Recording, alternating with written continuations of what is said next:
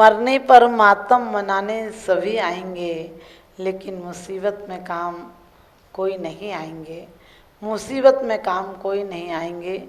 कहते आज कोई नहीं पूछते तो क्या हुआ, आज कोई मुझसे नहीं पूछते तो क्या हुआ, कल मरने के बाद एक एक से पूछेंगे क्या हुआ था, कैसे हुआ था। लेकिन सच पूछो, जो धर्मात्मा व्यक्ति होता है वह दूसरों की विपत्ति से भी शिक्षा ले लेता है, दूसरों की आपत्ति को भी संपत्ति बना ले देता है, बना लेता है और बना देता है। क्योंकि महापुरुषों पर कितने संकट आए।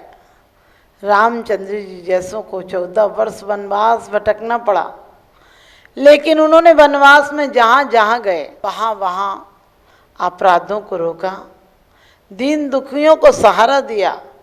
यदि किसी के बेटे की बलि दी जानी थी तो आपको पता है वो बलि को रोक दिया। उन्होंने बड़ी बड़ी राक्षसों पर विजय प्राप्त की, और जहाँ कोई ऐसा संकट आता था वहाँ लक्ष्मण को भेज देते थे, क्योंकि लक्ष्मण और राम दोनों शांति और उग्रता के प्रतीक थे। रामचंद्र जी बिल्कुल शांत थे और लक्ष्मण जी दुश्मनों के प्रति बिल्कुल तैयार रहते थे उन्हें नष्ट करने के लिए। लेकिन सच पूछो, हमारा जीवन भी ऐसा ही होना चाहिए। राम की तरह हम शांत प्रिय बने, आत्मा की तरफ बिल्कुल शांत प्रिय बने, संतुष्ट हो जाएं, और भोगों की तरफ बिल्कुल आक्रमण करके रहें।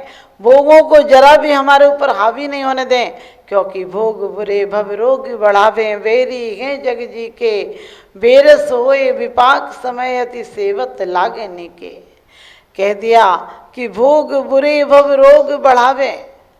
भोग आदमी भोग ले उतना बुरा नहीं है, लेकिन भोगों की जो आकांक्षा है, भोगों की जो जन्म जन्मांतर की भावना है, हम भोगते बहुत कम हैं। आदमी कायर है, बीमार है, भोग तो पाता ही नहीं, भोगने की सिर्फ भावना बढ़ाता है। जिस प्रकार से बीमार आदमी रोटी पचा नहीं पाता है, लेकिन रोटी खाने की भावना करता है, इसी प्रकार से संसार का प्राणी भोग तो बहुत बड़ा सोचता है कि मैं बड़ा हो जाऊंगा, बच्चे हो जाएंगे, मकान बन जाएगा, बहू आ जाएगी, नाते पोते हो जाएंगे, पड़पोते हो जाएंगे। इसको उपलब्धि माना है क्या? ये उपलब्धि मानते हो तो समझो संसार ही बढ़ रहा है तुम्हारा। कई कई बार लोग कहते हैं उनको सोने की सीढ़ी दी थी हमने, कि सोने की सीढ़ी मजबूत थी या नहीं थी। यदि सोने की सीढ़ी मजबूत नहीं थी तो गिरने के काम भी आ सकती है। हमारे जीवन में हम सोने की सीढ़ी पर चढ़ें या नहीं चढ़ें, अपने आप को सोने जैसा बनाएं तो सीढ़ियाँ तो अपने आप चढ़ जाएंगे। यहाँ की सोने की सीढ़ियाँ जो लोग चढ़ाते हैं वो तो इतनी कमज़ोर होती है कि तुम्हारी उंगली भी रखी जाए तो उंगली गिर जाएगी। लेकिन सोने की सीढ़ियाँ जो भोगों की तरफ से सो जाते हैं, भोगों की तरफ से विराम पा लेते हैं, क्योंकि भोग एक जन्म में तो अच्छे लगते हैं।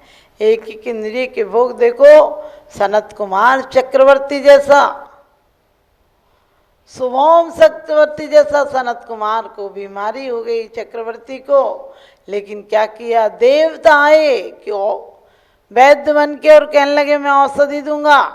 वो कहते हैं ये औषधि नहीं चाहिए, मुझे तो जन्म मरण की रोग की औषधि चाहिए, देना हो तो दे दो। और देवता नतमस्तक हो गए कि ये तो मात्र कर्म भूमि में औषधि मिलती है, और वो भी वैद्य आप स्वयं हैं, रत्नत्रय के धनी हैं, आपके अलावा कौन ये रोग का इलाज कर सकता है। लेकिन दूसरी तरफ सुभोम चक्रवर्ती एक रसना इंद्री के कारण, क्योंकि कहते भी हैं कि जो गुनाह किए हैं वो एक एक फल भोगना पड़ेगा, और जो कर्म किए हैं हंस हंस कर उन्हें रो रो कर भोगना पड़ेगा, और हाथ की लगाई गांठें मुंह से खोलना पड़ेगा, हाथ की लगाई गांठें मुंह से खोलना पड़ेगा। और कहते हैं सुभोम चक्रवर्ती के लिए एक कोई व्यापारी आया और बहुत अच्छे अच्छे फल ला कर देता था, मेवा ला कर देता था, बहुत अच्छे अच्छे जो यहाँ मिलते ही नहीं कहीं। एक दिन राजा ने कहा ये सब कहाँ से लाते हो? उसने कहा कि ये हमारे यहाँ बगीचा है एक, लेकिन वो समुद्र के उस पार बगीचा है, आप चाहेंगे तो मैं आपको दिखा दूंगा। शुभम भी रसना इंद्री का लोलुपी था और कहने लगे दिखा दो। उसने कहा किसी दिन चलना पड़ेगा। उसने कहा मेरे सैनिकों को दिखा दो। बोले इतना बड़ा बगीचा सैनिकों को दिखाएंगे? अरे चोर और पूरे लूट के खा जाएंगे। आपको चलना पड़ेगा, कि आपको अकेले चलना पड़ेगा, कोई साथ नहीं जाएगा। जब ये बात उन्होंने अपने मंत्रियों के सामने रखी शुभम ने, तो मंत्रियों ने समझाया कि आपका अकेला जाना ठीक नहीं है, लगता है कोई दुष्ट व्यक्ति है, आपको किसी तरह से छलना चाहता। आप बिल्कुल मना कर दीजिए, क्यों जाते हैं? आपके यहाँ तो हजारों रसोइये लगे हैं, एक से एक पकवान बनाते हैं, आप क्यों जा रहे हैं? बहुत समझाया, लेकिन कहते हैं विनाश काले विपरीत बुद्धि।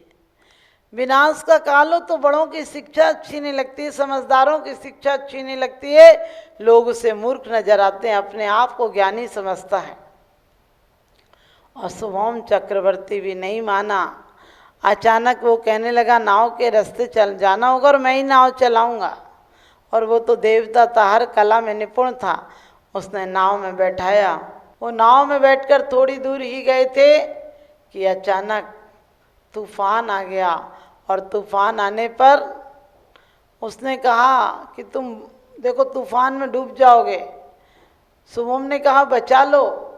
कहने लगे सिर्फ बचा जब सकता हूँ तुम्हें जब तुम नमोकार मंत्र लिखो और पैर से मिटा दो। सोचिए 10,000 चक्रवर्ती के सैनिक रक्षा करते हैं, देवता रक्षा करते हैं, लेकिन उस टाइम जब पाप का विनाश का उदय आया तो सब देवता सोचने लगे मैं नहीं जाऊंगा तो दूसरे रक्षा कर लेंगे। और आपको पता है कोई ने रक्षा नहीं की। जैसे ही उसने धर्म की अवहेलना की, जैसे उसने पंच नमस्कार जैसे पवित्र मंत्र पर, जो आराध्य मंत्र है, जो जीवन दान में प्राण ऊर्जा को देने वाला, उस पर जैसे ही पैर फेरा वैसे ही उसका पुण्य क्षीण हो गया।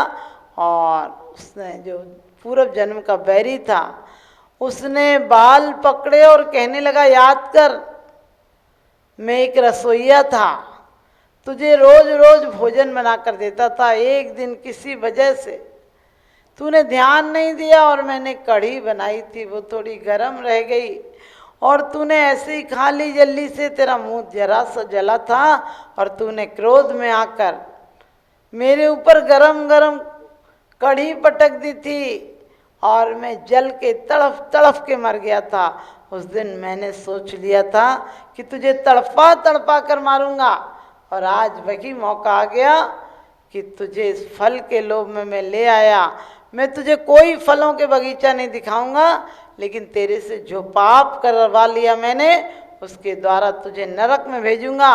एक नहीं अनेकों से दृष्टांत हैं। और अब पछताए हो क्या, जब चिड़िया चुग गई खेत, उस समय वो पाप कर चुका था, अब क्या करता, और उसने लेकर उसे समुद्र में डुबा दिया। हमारे जीवन में भी ऐसा ही होता है, हम हंस हंस कर पाप बांध लेते हैं।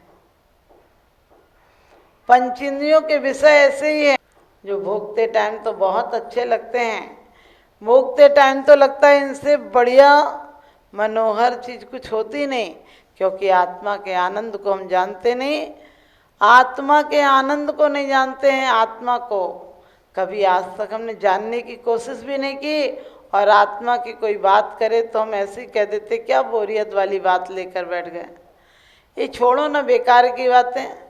ये आत्मा परमात्मा की बातें हमारे अंदर नहीं घुसती। लेकिन ध्यान रखना हमारे अंदर परमात्मा के अलावा कुछ है ही नहीं, क्योंकि जो बाहर से मिलता है वो इंद्रियों से मिलता है, जो बाहर मिलता है वो यहीं छूटता है।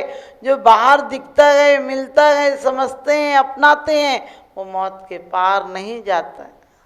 मौत के पार कुछ नहीं जाता है, क्योंकि पद प्रतिष्ठा पैसा प्रशंसा और परिवार इकट्ठा करते हो तुम, ये मौत के पार नहीं जाता है, ये इसी पार रह जाता है। आप सोचना एक इंद्री के कारण चक्रवर्ती जैसा शक्तिशाली इतनी कहते इतनी बेकार मौत मरा है, हमारी और आपकी क्या हालत होगी। तुलसीदास जी भी कहते हैं अली मृगमीन पतंग गज इनके कही आँच, तुलसी बाकी कौन गति, जाके पीछे 5। अली मृग मीन पतंग गज, कहते हैं अली हो, मीन हो, पतंग हो, गज हो, इन सब के एक एक इंद्रियों के कारण इतनी दर्दनाक मौत मरते हैं। आपने देखा होगा आज तो हिंसा चरम सीमा पर पहुंच गई। आज आविष्कार शांति और अहिंसा के नहीं होते, आज एक भी आविष्कार ऐसा नहीं होता है, एक भी कहना चाहिए वैज्ञानिक खोज ऐसी नहीं हो रही जो अहिंसा को बढ़ावा दे।